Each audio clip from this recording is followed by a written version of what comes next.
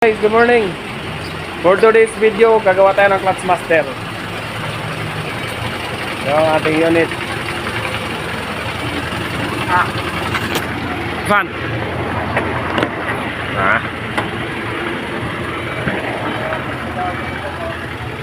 May tagas, kaya walang clutch. Sira yung ating clutch master.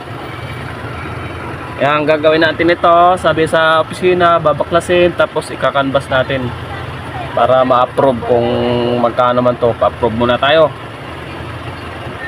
Okay?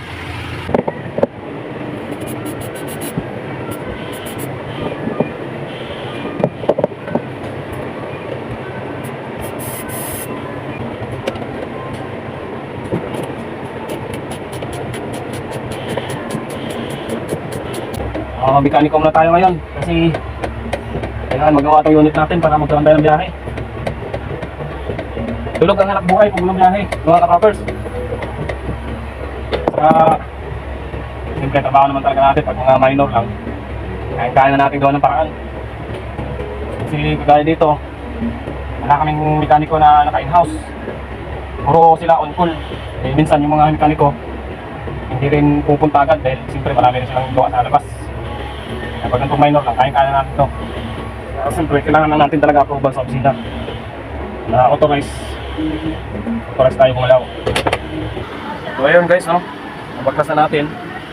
Galing dyan, tanggalan natin to, yung master nya. Siguro may leak na to dito, kaya lumusot na yung clutch. So ang gagawin namin, kakanvas muna namin to. Tapos ibibigay sa kumpanyang presyo kung magkano, dahil pa-approve ulit bago natin ikakabit.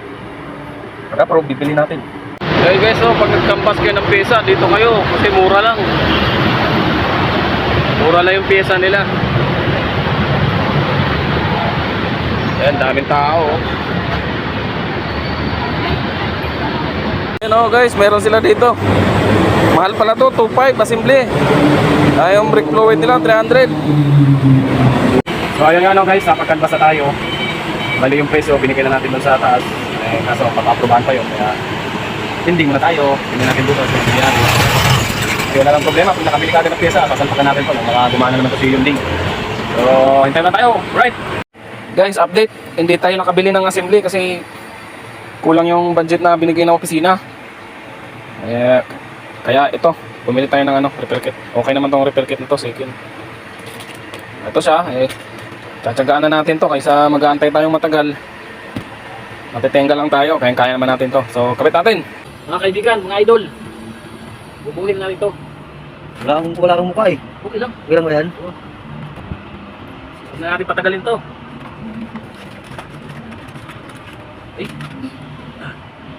Diyan kasi yung mga yan doon. Itiit na yan. Lagyan mo lang yung kapit yun. Diyos kamay ko. Alam sa kamay mo. Oh. Patangog. Patangog. Patangog yan. First time ko mag-repair ng ganito. Ganito dapat oh. Kabuka.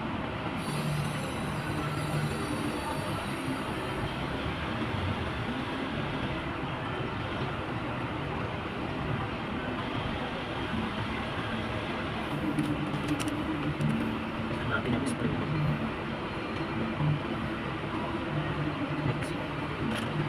Gamitin natin yung luma. Next ko.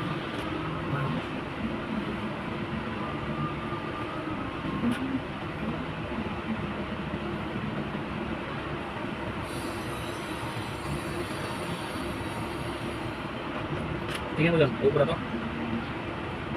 Pre, basta ikaw ang gumanat yan. Okay tayo dyan.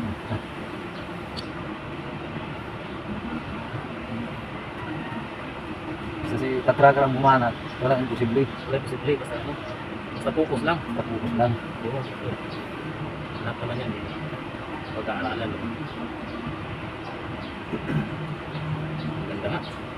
Ganda ang kanyang laro.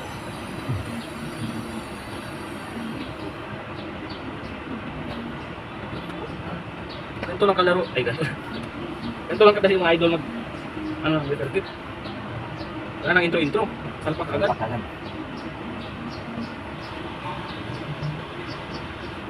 Ayan, tapos na. Kakabit mo lang. Kakabit na natin.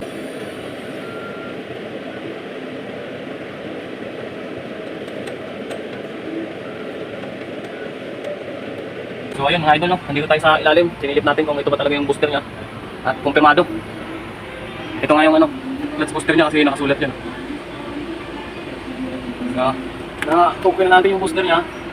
Hindi na tayo mahihirapan mamaya kung nag-bit tayo ng ano, clutch. Okay. Ang hirap magkapang-gapang. Ang hirap maging sira nito pala. Init na.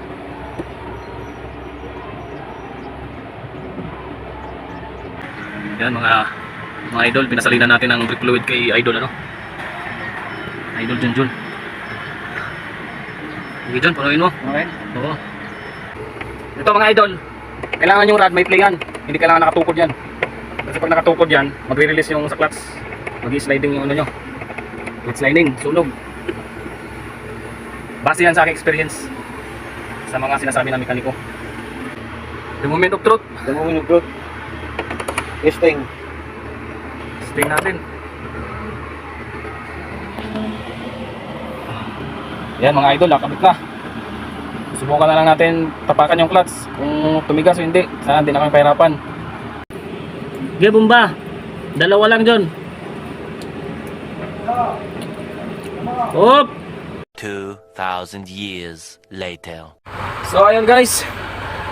Hindi ko na nabidyohan kung paano namin i-bleed. Sobra nahirapan din kami. Kahit pa paano eh, nakapa namin. Okay na siya. Nakikakambyo na. Hop, hindi pa nga eh. Oh. Hindi pa siya ganun kaswabe. Pero okay na yun.